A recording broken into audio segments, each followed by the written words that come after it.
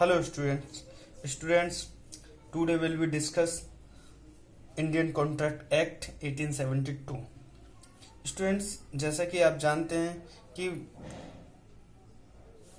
भारतीय अनुबंध अधिनियम को 25 अप्रैल 1872 में भारतीय संसद में पारित किया गया और इसे 1 सितंबर 1872 को भारत में लागू कर दिया गया।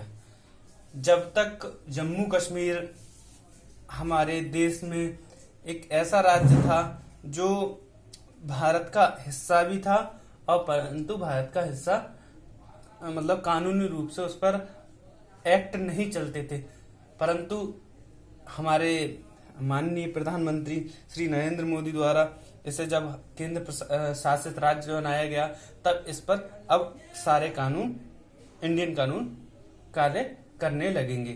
अभी तक Indian contract act 1872 Jammu and Kashmir को छोड़कर लागू हुआ करता था। भविष्य में जब और कॉन्ट्रैक्ट एक्ट आएंगे तो वो जम्मू एंड कश्मीर में भी लागू होंगे। ठीक, अब बात करते हैं हम इसमें इंडियन कॉन्ट्रैक्ट एक्ट होता क्या है।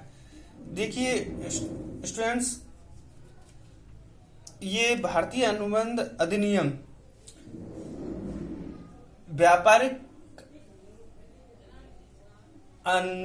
संनियमों का एक अभिन्न और इम्पोर्टेंट एक्ट है।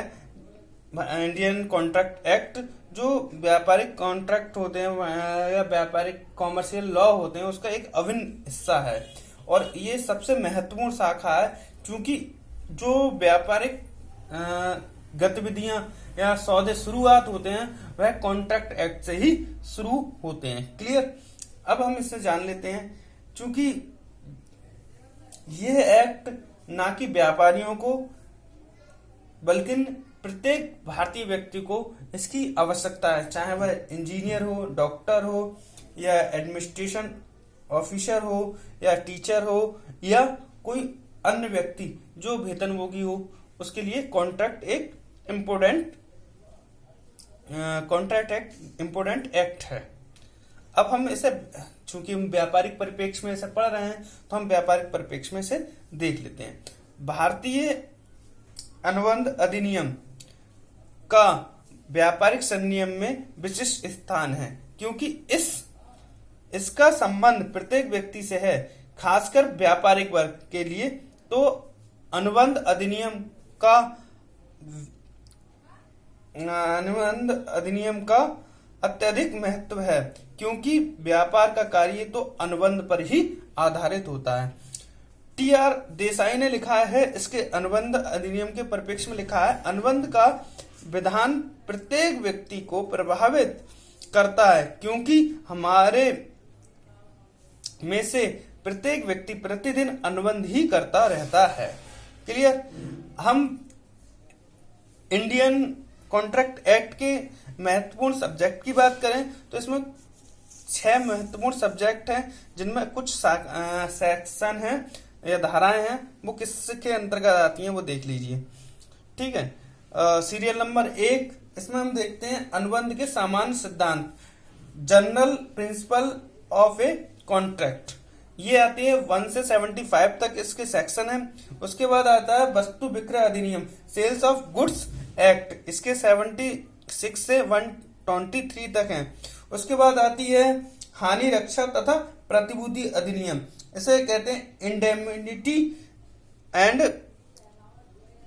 गारंटी, 124 से 147 तक। फिर ब्लेमेंट आता है, यानी कि निरपेक्ष निक्षेप क्या होता है, निक्षेप होता है, मतलब हम कहें तो ये सेक्शन आते हैं 148 से 181 तक। उसके बाद आती है एजेंसी आती है 182 से 238 तक। उसके बाद आ जाती है हमारी पार्टनरशिप एक्ट, यानी कि साझेदारी अधिनियम, ये आते हैं 239 से 266 तक। क्लियर। ये हमारे भारतीय अनुबंध अधिनियम के सब्जेक्ट हैं जो जहां पर इसका प्रयोग होता है। स्टूडेंट्स, हम इंडियन कॉन्ट्रैक्ट एक्ट को समझने के लिए उसकी कुछ महत्वपूर्ण वोकैबुलरी है, टर्मिनोलॉजी है, उसे समझना अति आवश्यक है, क्योंकि इसके अभाव में हम भारतीय अनुबंध अधिनियम को अच्छे से नहीं समझ पाएंगे। कौन कौन सी टर्मिनोलॉजी है उसे देख लेते हैं। इंडियन कॉन्ट्रैक्ट एक्ट के तहत हमारी ये महत्वपूर्ण टर्मिनोलॉजी है, इसे देखते हैं। क्या है? धारा आधारभूत शब्दावली। Indian contract act 2A to 2J तक इसका प्रयोग होता है। 2A में क्या आता है? प्रस्ताव, प्रपोजल। 2B में आता है वचन, प्रॉमिस। उसके बाद आता है वचनदाता और वचन ग्रहता, प्रॉमिसर और प्रॉमिसी। उसके बाद आता है प्रतिफल, कंसीडरेशन। प्रतिफल कंसीडरेशन होता है। उसके बाद आ जाता है ठहराव, से एग्रीमेंट कहते हैं। उसके बाद आ जाता है रिसिप्रोकल प्रॉमिस, रिसिप्रोकल प्रॉमिस, पारस्परिक वचन। उसके बाद आता है वॉइड एग्रीमेंट, व्यर्थ ठहराव। उसके बाद आ जाता है अनुबंध, कॉन्ट्रैक्ट। उसके बाद आ जाता है व्यर्थनीय अनुबंध। व्यर्थनीय अनुबंध और व्यर्थ अनुबंध दोनों अलग अलग हैं, ये 2I में आएगा। वॉइडेबल कॉन्ट्रैक्ट और वॉइड कॉन्ट्रैक्ट व्यर्थ अनुबंध है, तो ये 2I और 2J में। अब हम इसके बारे में विस्तार पूर्वक इस टर्मिनोलॉजी को समझ लेते हैं। आधारभूत शब्दावली, फंडामेंटल टर्मिनोलॉजी। फंडामेंटल टर्मिनोलॉजी में हमारी 10 डेफिनेशन है, या 2A से 2J तक इसके बारे में जो शब्दावली है उसके बारे में विस्तार पूर्वक अध्ययन किया गया है। नंबर 1 पर आ जाती है प्रस्तावना। प्रस्तावना क्या है? प्रस्तावना नहीं, प्रस्ताव यानी प्रपोजल। प्रपोजल क्या होता है? प्रपोजल होता है, मैं पहले साधारण शब्दों में बता दूं, जैसे मैंने एक व्यक्ति को ये पेन बेचने के लिए प्रस्ताव रखा, तो ये क्या हो गया कि भाई मेरा पेन आप खरीद सकते हो, तो ये मेरे द्वारा प्रस्ताव रखा हुआ है, ये क्या कहलाएगा? मेरा प्रपोजल कहलाएगा। डेफिनेशन के रूप में देख लेते हैं। जब एक व्यक्ति दूसरे व्यक्ति से किसी कार्य को करने अथवा उससे विरत रहने के संबंध में अपनी इच्छा उद्देश्य से प्रकट करे कि उस व्यक्ति की सहमति उस कार्य को करने अथवा उससे विरत रहने के संबंध में प्राप्त हो, तो कहेंगे कि पहले व्यक्ति ने दूसरे व्यक्ति के सामने प्रस्ताव रखा। कहने का मतलब क्या था? मैंने ये पेन बेचने के लिए कहा, भाई मैं ये पेन किसी राम नाम के व्यक्ति को सामने रख रहा हूं, और मैंने उसे रखा कि भाई ये पेन खरीद लो, तो ये क्या कहलाएगा? प्रस्ताव या प्रपोजल कहलाएगा। ये 2A के अनुसार हो गया। क्लियर? इसमें एक शब्द आया व्रत। व्रत क्या होता है? जैसे हम व्रत रखते हैं तो हम क्या कहते हैं कि भाई हम सुबह से लेकर शाम तक कुछ नहीं खाएंगे, तो ये क्या हमारी प्रतिज्ञा टाइप हो गया। यानी व्रत भी उसी के संदर्भ में लिखा है कि किसी कार्य को करने अथवा उससे व्रत रहने के संबंध में, यानी कि उस कार्य को करूंगा मैं, उसका व्रत लिया है मैंने। ठीक है, तो व्रत का मतलब भी क्लियर हो गया। उसके बाद आ जाते हैं प्रॉमिस, वचन। जब वह व्यक्ति जिसके सम्मुख प्रस्ताव रखा गया है उस पर अपनी सहमति प्रकट कर दे, तो कहेंगे प्रस्ताव स्वीकार कर लिया गया। इस प्रकार स्वीकार किए गए प्रस्ताव को वचन कहते हैं, बन जाता है या कहते हैं। ठीक है, और इसमें एक एग्जाम्पल दे रखा है, उदाहरण दे रखा है। मैंने अभी जो उदाहरण दिया कि मैं ये पेन मैं राम को बेचना चाह रहा हूं और राम ने उसे खरीदने के लिए बोल दिया कि मैं इसे खरीद लूंगा, तो ये क्या कहलाएगा? वचन। और इसमें हम देख लेते हैं क्या है, इसने उदाहरण और सिंपल रूप से कहा है क्या है, इसे और पढ़ लेते हैं। इसमें जगदीश गोविंद के सम्मुख अपनी साइकिल 500 रुपए में बेचने का प्रस्ताव रखता है। गोविंद उस प्रस्ताव को स्वीकार कर लेता है अथवा वह साइकिल 500 रुपए में खरीदने को तैयार हो जाता है। ऐसी स्थिति में कहा जाएगा कि जगदीश ने गोविंद के सम्मुख साइकिल बेचने का प्रस्ताव रखा, गोविंद द्वारा उसे स्वीकार किया गया प्रस्ताव को वचन कहलाएगा। गोविंद ने क्या किया? उस प्रस्ताव को स्वीकार कर लिया, तो वो क्या कहलाएगा? वचन। 2 परिभाषा हो गई। उसके बाद हम देखते हैं वचनदाता और वचन ग्रहता की परिभाषा। वह व्यक्ति जो प्रस्ताव रखता है उसे वचक और वचनदाता कहलाता है, और जो प्रस्ताव को स्वीकार करता है वो वचन ग्रहता कहलाता है। उसके बाद आते हैं प्रतिफल, कंसीडरेशन।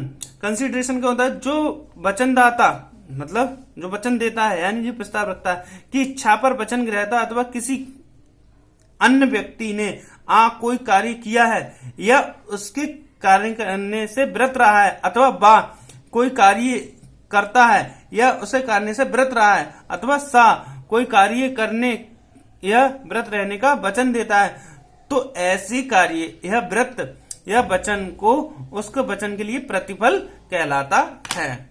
ठीक वही बात करते हैं कि एक हम इसका भी एक एग्जांपल देख लेते हैं। क्या है इसका एक एग्जांपल?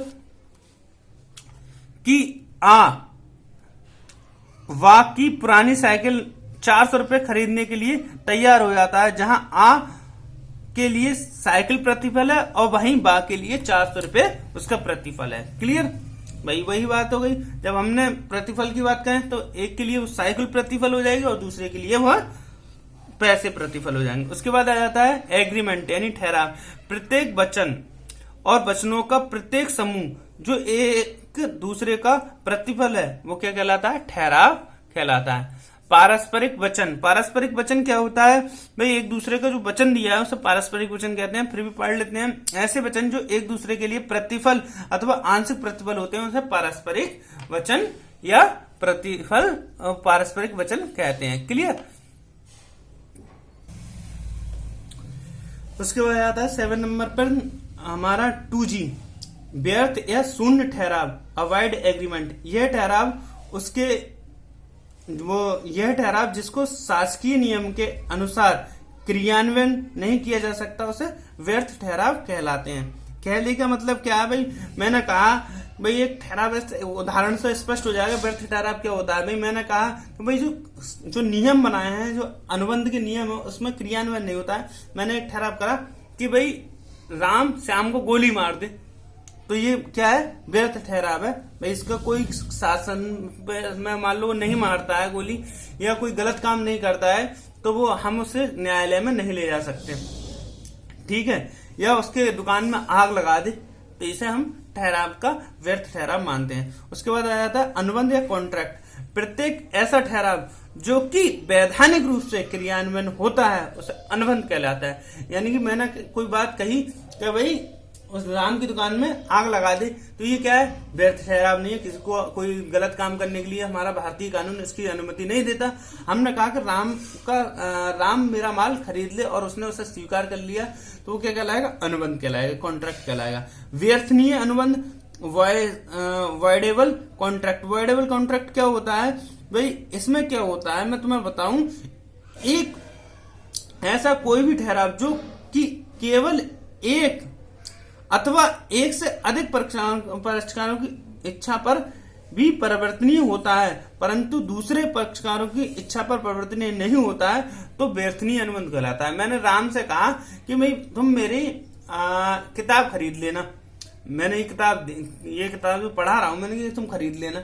अब ये बुक मैंने बदल दी, इसके जो भी किताब थी मैंने उसके बदले दूसरी किताब देना चाहा, तो ये कौन सा हो गया भाई? मैंने अपना जो बात रखी थी वो बदल दी, तो ये कैसा कहलाएगा? व्यर्थनीय या वॉइडेबल कॉन्ट्रैक्ट कहलाएगा। उसके बाद आ जाता है व्यर्थ अनुबंध या शून्य अनुबंध। एक अनुबंध जब एक वैधानिक रूप से परिवर्तनीय नहीं हो पाता उस समय व्यर्थ हो जाता है। जब वह इस प्रकार परिवर्तनीय नियम नहीं हो पाता परंतु फिर उसे व्यर्थ अनुबंध कहते हैं। जैसे इसमें एक उदाहरण दे रखा है, रमेश कमल के साथ अपनी लड़की की शादी कर देने का वचन देता है, परंतु शादी से पहले रानी की मृत्यु हो जाती है, उसकी लड़की की मृत्यु हो जाती है, तो ऐसे अनुबंध क्या कहलाएंगे? व्यर्थ अनुबंध या अनुबंध व्यर्थ कहलाएगा। Thank you very much.